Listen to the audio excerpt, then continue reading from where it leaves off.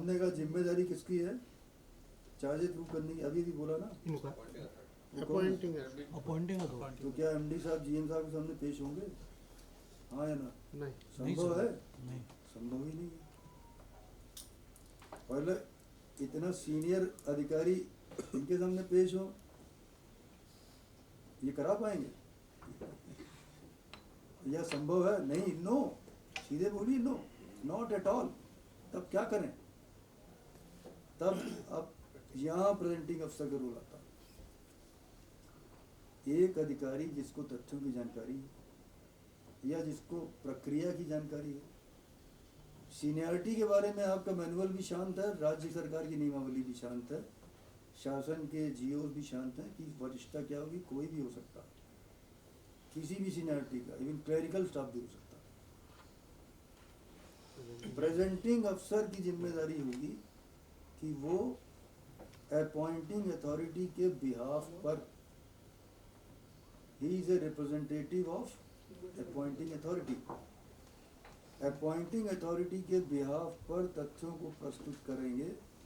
उनका नाम हिंदी में होगा प्रस्तुतकर्ता अधिकारी या प्रेजेंटिंग अफसर। आपके यहाँ नामित होता है। बहुत सी जगह पे प्रेजेंटिंग अफसर नामित ही नहीं होता। तो उसमें कोर्ट ने तो क्या होता है, इंक्वायरी अफसर खुद ही चार्ज प्रूव करने में जुट जाता है, यानी प्रेजेंटिंग अफसर काम करने लगता है। मध्य प्रदेश हाई कोर्ट ने कहा इंक्वायरी अफसर should not act as presenting अफसर। अगर ऐसा होता है तो वो तुरंत कहते हैं जहाँ दूषित हो गई। तो प्रेजेंटिंग अफसर क्या है? प्रेजेंटिंग अफसर is the representative of appointing authority. तो यहाँ आपके पैरा 716 में है भी, is designated to present necessary records and witnesses supporting the charges. The presenting officer must be fully convergent with the case and ensure that all relevant evidence is produced. Inquiry अफसर तो एक जज की तरह है, एंड जज is not a party to the case. दूसरे या कह दें इंक्वायरी अफसर एक अंपायर की तरह है या रेफरी की तरह है। अंपायर का काम क्या है? Umpire is not A player. Umpire का काम ये है कि नो बॉल हो गई तो कहना नो बॉल, वाइट बॉल हो गई तो कहना वाइट बॉल। अगर बाउंड्री लाइन के पार चली गई बिना टप्पा खाए तो कहना 6 रन, और बाउंड्री लाइन के पार निकल गई तो कहना 4 रन। तो यही तो काम है। आउट हो गया तो कहना आउट या not out. He himself is not A player, he himself is not A player. वो तो बिल्कुल उसको कोई मतलब ही नहीं है। ठीक। अब लेकिन पहले क्या होता था जब हम लोग छोटे थे, पाकिस्तान के एक अंपायर शकूर राना थे। वो जब पाकिस्तान की टीम खेलती थी, ऐसा आरोप लगता था, हम ये नहीं मानते सच है झूठ हम नहीं जानते, वो कहते थे कि साहब ऐसा है कि वो LBW देते ही नहीं थे हैं। तो वो कहते थे कि उनके 13 प्लेयर होते, 2 अंपायर होते थे ना भाई। ऐसा होता था जब पाकिस्तान जाते तो पाकिस्तान के अंपायर होते थे, हमारे यहाँ थे, और वो सेम अंपायर हमारे अंपायरों पे लगाते थे सेम आरोप। हम उन पे लगाते थे, वो हम पे लगाते थे। हम सच झूठ नहीं जानते। अब वो भी तो हमारे अंपायरों पर आरोप लगाते थे। वो कहते थे अब इनके अंपायर, वो कहते थे भारत वाले 13 के साथ खेलते हैं। जब यहाँ होता था फिर कॉन्सेप्ट आया न्यूट्रल अंपायर, अंपायर तीसरे देश का होगा। आपको हर वो चीज़ करनी है। इंक्वायरी अफसर के ऊपर उंगली नहीं उठनी चाहिए कि ये प्रिजुडिस्ड है, ठीक। इसलिए प्रेजेंटिंग अफसर इज ए मस्ट। और इंक्वायरी अफसर को ज़्यादा बोलना नहीं है। ये गलती बहुत इंक्वायरी अफसर करते हैं कि बोलने लगते हैं तो हाँ वो, और वो एज ए प्रेजेंटिंग अफसर काम करने लगते हैं, जिसे ये सिद्ध हो जाता है कि ही और शी इज प्रिजुडिस्ड, और कोर्ट में जाकर के जांच दूषित हो जाती है। अब जरा एग्जांपल आपको बता दूं एक चीज़, कि इंक्वायरी ऑफिसर सवाल तो कर सकता है थोड़े बहुत, लेकिन कोई लीडिंग क्वेश्चन इंक्वायरी अफसर को नहीं करना चाहिए। लीडिंग क्वेश्चन को हिंदी में कहते हैं सूचक प्रश्न। सूचक प्रश्न या लीडिंग क्वेश्चन वो होता है कि जिस प्रश्न में ही उत्तर छिपा हुआ है, जिस प्रश्न में ही उत्तर छिपा हुआ है उसको कहते हैं this is a leading question. Generally जब आप टीवी पे जो न्यूज़ देखते हैं, उनके जो पत्रकार होते हैं टीवी वाले, जनरली वो यही टेक्निक करते हैं। ठीक है, उदाहरण के लिए जैसे मान लीजिए कि मैं टीवी का जर्नलिस्ट हूँ, टीवी जर्नलिस्ट, और आप जनता के आदमी हैं। अच्छा, अब तो कोई चैनल ऐसा कह नहीं सकते कि ये जो है न्यूट्रल है ना। तो हम आपके पास आए, हमने आपसे कहा कि अरविंद केजरीवाल जब ये राजनीति में आए थे, इंडिया अगेंस्ट करप्शन था, इन्होंने कहा था कि हम नए तरीके की राजनीति लाएंगे, हम ईमानदारी से काम करेंगे, हम किसी के साथ नहीं मिलेंगे। और इन्होंने बाद में ये जो है इन्होंने शीश महल बना दिया, और ये जो है इन्होंने दिल्ली में घोटाला कर दिया। क्या आपको नहीं लगता कि ये भ्रष्ट है? लगता है कि नहीं लगता? आपने बेसिकली वो सवाल ना होगी तो जवाब ही है। देखिए, जो वो सुनना चाहता है टीवी एंकर, अब आप नोट करिएगा आज के बाद यही हो रहा है। दे पुट लीडिंग क्वेश्चंस, और वो जो आप एकदम से अभी हजरतगंज में खड़े हैं, वो आया आपके सामने लगा दिया, जल्दी बोलो। अब वो जो पूछ रहा है, तो जो वो आपसे सुनना चाहता है वो सुन ही लेता है। और यदि आप ऐसा जवाब नहीं देते तो दिखाएगा भी नहीं, वो नहीं दिखाएगा। तो वो इसको कहते हैं लीडिंग क्वेश्चन। अब यू आर इंक्वायरी अफसर, आपने यही कर डाला। तो टीवी जर्नलिस्ट जिसने अभी मैंने जो आपको जो मेरे अंदर टीवी जर्नलिस्ट था, वो प्रेजुडिस था कि नहीं था? हाँ ना। तो ये मैं लीडिंग क्वेश्चन पूछ रहा था, जो मेरे मन में जो मैं सुनना चाहता था वो मैंने सुना। तो लीडिंग क्वेश्चन पूछने का मतलब है यू आर प्रेजुडिस्ड। ये मैंने एक एग्जांपल बताया। तो ऐसा कोई व्यवहार इंक्वायरी अफसर नहीं करेगा जिससे आगे जाके कोर्ट में सिद्ध हो जाए कि ये प्रेजुडिस्ड हैं। यानी ये जनरली क्या होता है कि अगर प्रेजेंटिंग अफसर नहीं होता ना, तो उस बेचारे को समझ में नहीं आता, तो वो ये समझ बैठता है कि आरोप सिद्ध करना मेरी जिम्मेदारी है, और वो प्रेजुडिस्ड हो जाता है और वो इस तरीके की बातें कर लेता है। नहीं, तुम ही हो।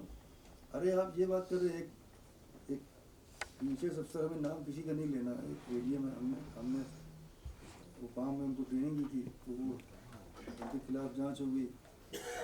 एक मंडल के मंडलायुक्त थी, इंक्वायरी अफसर है, अब कोई प्रेजेंटिंग अफसर उनको मिला ही नहीं। और जो उन्होंने जिस तरीके से उन्होंने मुझे नरेट किया, उससे क्लियर कट है कि मंडलायुक्त साहब जो है प्रेजुडिस्ड थे, और वो तुले हुए थे उस एडीएम को गिराने में कि ये दोषी है ही। उनकी जो उनके वार्तालाप होता था उससे क्लियर होता था।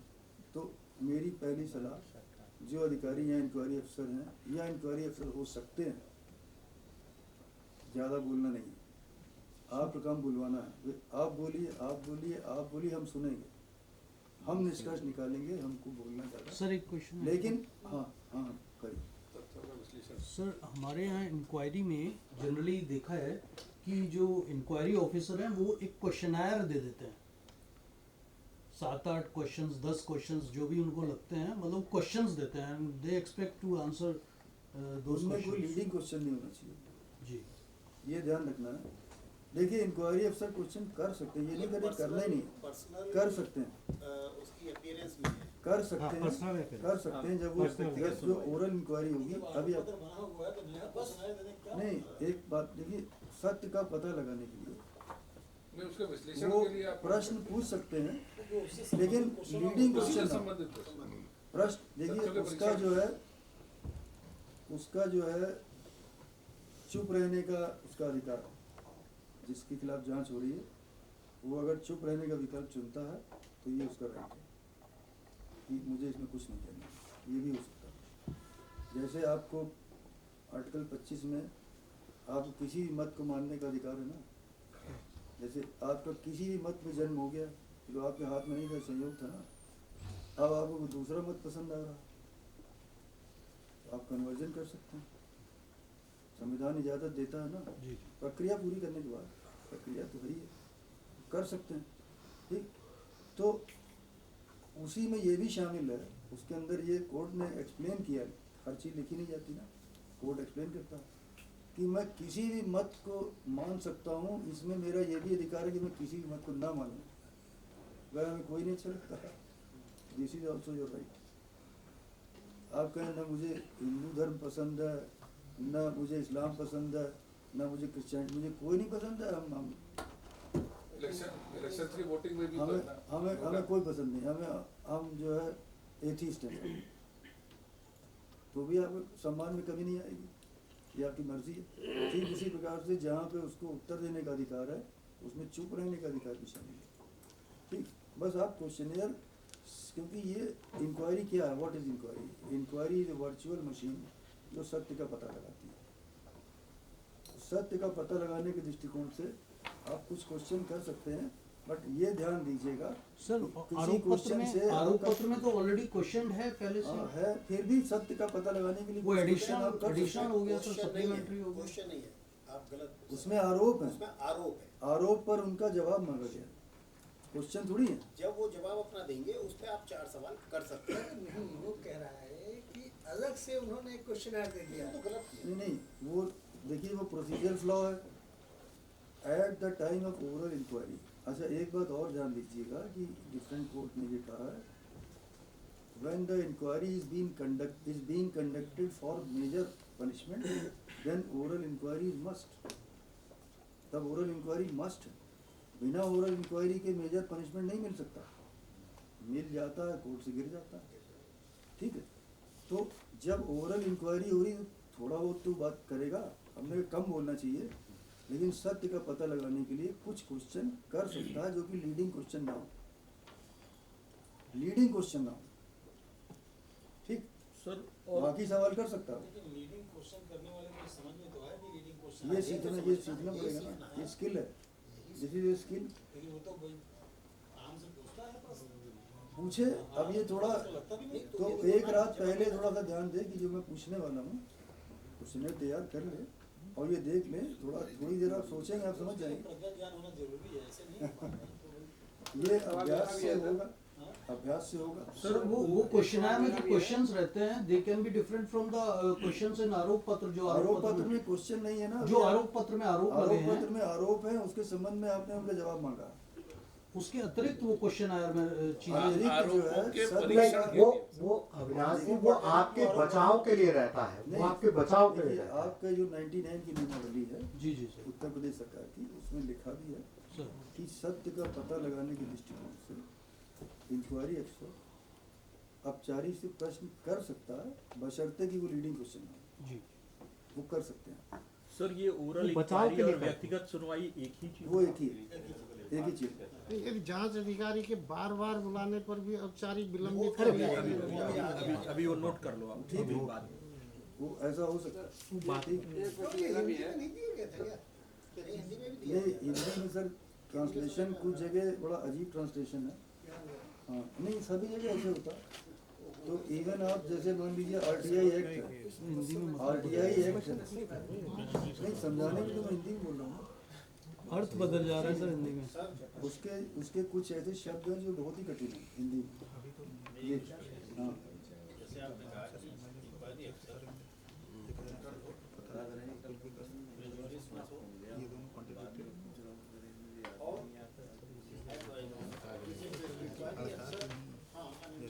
लिखित में पूछ रहा है आपके आरोप पत्र के अंतर्गत ही क्वेश्चन पूछेगा ना, लीडिंग टू दी, लेकिन हमने पूछा था कि अलग से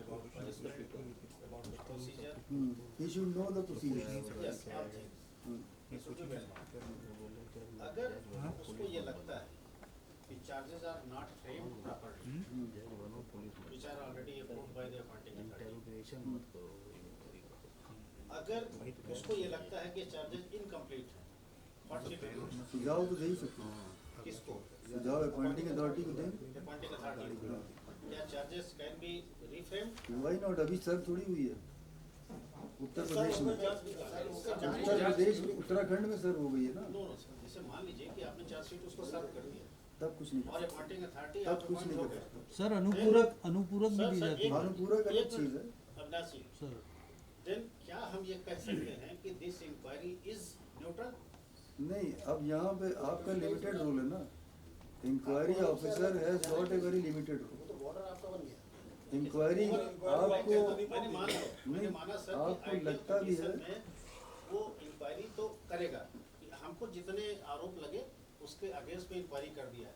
क्या ये इंक्वायरी प्रॉपर्ली आइडियल होगी? नहीं होगी, और उसमें ये आपके जुरिडिक्शन के बाहर होगा।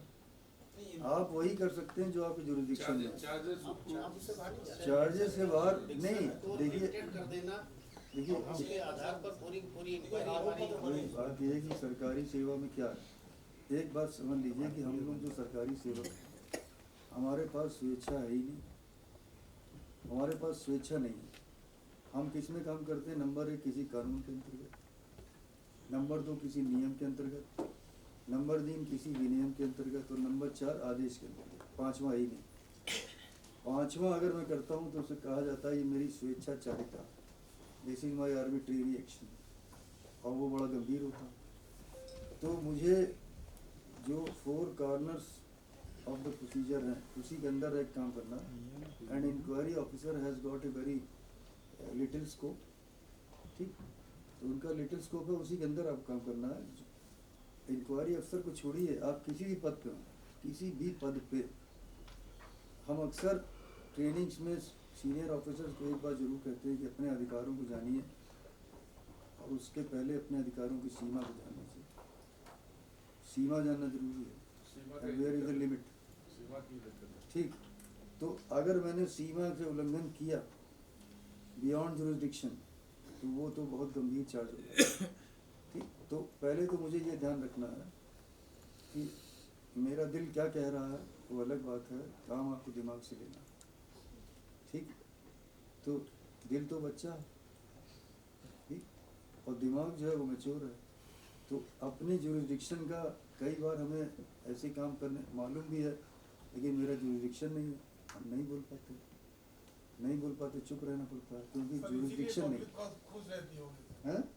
पब्लिक खुश रहती होगी जब कर्मचारियों को कोई समस्या आ गई। वो तो अलग विषय है, ये तो अलग विषय। यहाँ तो हम जांच की प्रक्रिया की बात कर रहे हैं।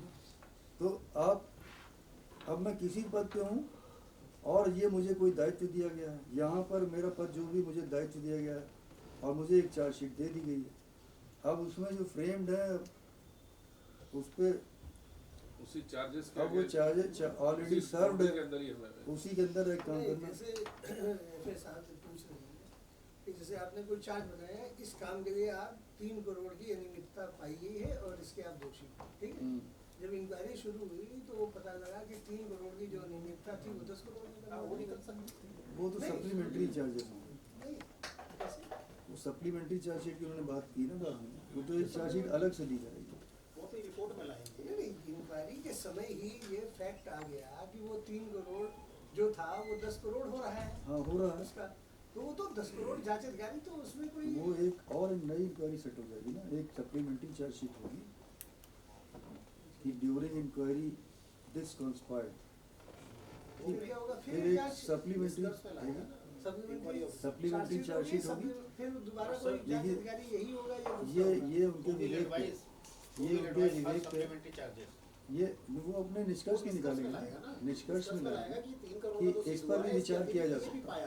एक्चुअली जांच इस पर भी अधिकारी विचार जब किया जांच सौंपेगा तो नियुक्त अधिकारी उसको वही एग्जामिन करेंगे। करेगा, वो देखिए, और अगर कोई नया तथ्य आया है तो फिर एक चार्जशीट देखिए उसको अगर मान बेसिकली लीजिए इस पर- फाइनेंशियल इरेगुलेटरी के चार्ज हैं, तो जो नियुक्ति प्राधिकारी हैं उनको ये चाहिए प्रॉपर ड्यू डिलिजेंस कि वो एक अधिकारी ने चार्जेस फ्रेम किए और अगर उसमें फाइनेंशियल इरेगुलेटरी के चार्जेस हैं तो जो फाइनेंस के हेड हैं उनसे भी वेट करा लें, उसके बाद ही चार्जशीट को फाइनल करें। ये नहीं कि हमने एक आदमी को दे दी, वो जो भी बना लाया हमने ले ली, क्योंकि अल्टीमेटली फाइनल अपॉइंटिंग अथॉरिटी करने हैं। अपॉइंटिंग अथॉरिटी चाहें तो किसी और अधिकारी से उसकी परीक्षा करा सकते हैं, परीक्षण करा सकते हैं, और फाइनेंस के हेड को भी दिखा सकते हैं कि इसमें ये फाइनेंशियल इरेगुलेटरी आ रहे हैं, 3 करोड़ का आ रहा है, ये आ रहा है, जरा इसको देख लीजिए। हो सकता है उसी स्टेज पे वो कह दे कि नहीं साहब ये 3 नहीं 10 करोड़ है, तो वेट करा लेना चाहिए। अगर फाइनेंशियल सर इसमें एक क्वेश्चन है। पहले जब चार्जशीट मतलब फ्रेम होने की स्टेज पर ही, तो जैसे मान लीजिए आपको फ्रेम के लिए दिया, एमडी साहब के पास आए, एमडी साहब ये कर सकते हैं कि वो फाइनेंस कंट्रोलर साहब के पास एग्जामिन करा लें कि जरा आप भी इसको देख लें, तो फाइनेंस कंट्रोलर साहब पॉइंट आउट कर सकते हैं कि इसमें जो 3 करोड़ है, हमने अपने अभिलेख देखे तो उसमें ये पाएगा कि ये 10 करोड़ है और इसमें एडिशनल ये और चार्जेस ऐड हो सकते हैं। उसको ऐड करके तब चार्जेस सर। हाँ, तो वो बेटर होगा कि वेट करा सप्लीमेंट्री जरूरत ही ना पड़े तो अच्छा नहीं ये तो एक अलग बात है। नहीं, वो हो सकता है ना, आपकी बात सहमत है। जांच के दौरान ये हो रहा है। इंक्वायरी में जब कोई नई चीज आती है तो सप्लीमेंट्री चार्जशीट उसी चार्जशीट से नहीं जाऊँ। सप्लीमेंट्री चार्जशीट सर इसमें ये तो नहीं कि जो पहले नहीं कॉन्ट्रडिक्शन देखिए, एक अलग से देंगे, अलग से इंक्वायरी रिपोर्ट के बाद कि when I was enquiring this conspired, ये मेरे संज्ञान में आया कि ये इतना नहीं था, इतना था, क्वांटम बड़ा था या और भी चार्जेस थे, इस पर भी विचार किया जा सकता है। वो जांच आख्या में तो उसी पे बात करेंगे एक इंक्वायरी को फाइनल उसमें, एक क्योंकि इंक्वायरी वो जांच हाँ सर बोलिए। एक इंक्वायरी को फाइनल करने से पहले हाँ कि क्या उसको री इंक्वायरी मतलब कर सकते हैं उसकी सप्लीमेंट्री चार्जशीट। देखिए, इंक्वायरी बाहर से आया है संज्ञान नहीं बाहर से नहीं, जांच अधिकारी से आई।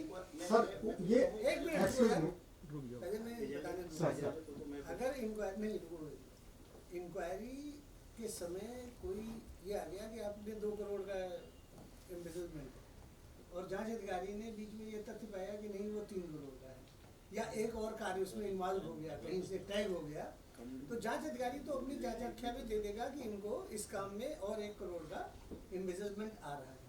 तो क्या नियुक्त अधिकारी इस जांच को फाइनल करने से पहले ही उसकी एक एडिशनल चार्जशीट बनवा के फिर उसी से एग्जामिन कराए या दूसरे को जांच अधिकारी बनाए इसको फाइनल कर दे? एक मिनट रुको, इनको आप बताओ, कोई नहीं आप बताइए। हाँ, देखिए ऐसा कि जो इंक्वायरी ऑफिसर है वो इंक्वायरी अफसर के बाद अलावा कोई और पदधारक भी है, जैसे जीएम साहब हैं तो जीएम साहब भी हैं, तो जो आपने उनको चार्जशीट दी है कि इसकी जांच करके लाओ, इंक्वायरी रिपोर्ट में तो उसी पे बात करेंगे। नहीं वो तो बात करेंगे, उसी लेकिन पर अगर बात कोई करेंगे। उसी में वो ऐसी चीज है जिसको आप नहीं है मैं नहीं सकते। हाँ, तो मैं आगे चल वो रहा चीजें हूँ। ऐसी होती है मैं- ना, बाद में उसी में जो कागज है उसी में ऐड हो गया, टैग हो गया कि अरे ये 2 करोड़ नहीं था, ये तो 3 करोड़। हाँ, ऐसा हो सकता है। सर देखिए, सर क्या एमडी साहब जैसे ये एग्जांपल दिया कि 3 करोड़ की जगह 10 करोड़ आ गया, तो जब पहला आरोप पत्र दे रहे हैं तो क्या उस आरोप पत्र में ये लाइन लिख सकते हैं कि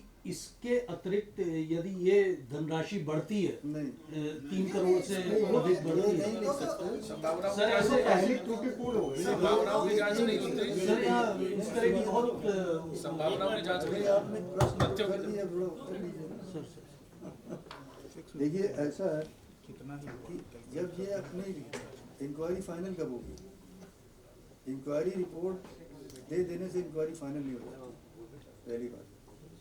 if the inquiry officer has submitted his report to the managing director, inquiry is still going on, it is not final. अब जो इंक्वायरी कर रहा था वो इंक्वायरी अफसर के साथ साथ एक और पदधारक भी है। जब जांच शुरू हुई थी तो हमने क्या कहा था, सबसे पहला चीज होती है अनियमितता का प्रकाश में आना। अनियमितता के प्रकाश में आने के 2 सोर्सेज थे, internal sources and external sources. External sources कोई शिकायत वगैरह हो गई, इंटरनल सोर्स में एमडी साहब ने दौरा किया या और किसी सीनियर अफसर ने दौरा किया या ऑडिट की रिपोर्ट आई या और भी इंटरनल किसी अधिकारी ने ये बता दिया। तो ड्यूरिंग इंक्वायरी अगर जीएम पर्सनल या जीएम टेक्निकल कोई भी इंक्वायरी अफसर हैं तो जो उनको चार्जशीट दी गई है वो आख्या तो उसी पर देंगे, अलग से एक पत्र देंगे अलग से कि इस इंक्वायरी के दौरान महोदय मुझे ये तथ्य और प्रकाश में आए कि ये जो क्वांटम 3 करोड़ जिसकी मैं जांच कर रहा था, जिसकी जांच रिपोर्ट मैंने सौंप दी है, ये क्वांटम इससे कहीं ज़्यादा है और ये चीज़ें और इंक्वायरी रिपोर्ट सबमिट भले हो गई है, लेकिन एमडी साहब जो नियुक्ति प्राधिकारी हैं इनके पास कई राइट हैं।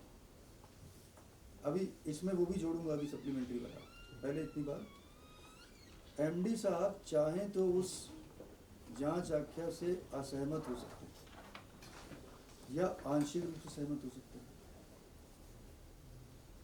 अगर आंशिक रूप से सहमत हैं तो जितने पार्ट पे असहमत हैं वो उसी इंक्वायरी अफसर के पास वापस भेज सकते हैं कि इसकी तुमने जांच ठीक से नहीं की, इसकी जांच फिर से करो, या किसी दूसरे को भी भेज सकते हैं कि ये इन्होंने नहीं की, आप करिए। और अगर पूरी तरह असहमत हैं जो इंक्वायरी रिपोर्ट आई फाइंडिंग से, तो वो उसी इंक्वायरी अफसर के पास वापस भेज सकते हैं कि तुम फिर से करो, या किसी दूसरे के पास भेज सकते हैं कि ये नहीं कर पाए, इनको आता नहीं है, तुम करो, ठीक। या वो अपना निष्कर्ष स्वयं निकाल सकते हैं, किसी से न कराएं, स्वयं निकाल सकते हैं, क्योंकि सारे डॉक्यूमेंट उनके सामने हैं, चार्जशीट उनके सामने है, चार्जशीट पे जो उत्तर दिया गया वो सामने है, ठीक है। डेली ऑर्डर शीट उनके सामने है, डेली ऑर्डर शीट अभी डिस्कस की नहीं, आगे करनी है, वो उनके सामने है।